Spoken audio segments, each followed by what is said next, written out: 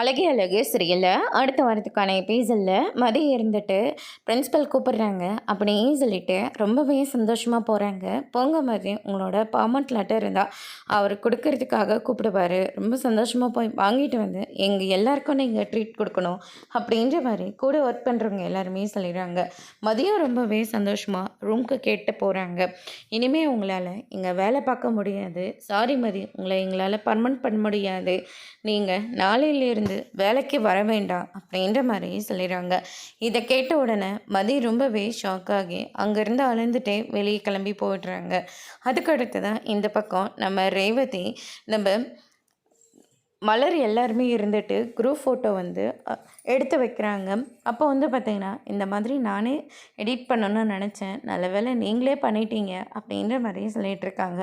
விடுங்க நீ, நம்மளாவது வீட்டில் இருக்கோம், மதி அப்படி இல்லை, அவளாவது வேலைக்கு போயிட்டு சந்தோஷமாக இருக்கட்டுமே அப்படின்ற மாதிரி வந்து சொல்லி பேசிக்கிட்டு இருக்காங்க.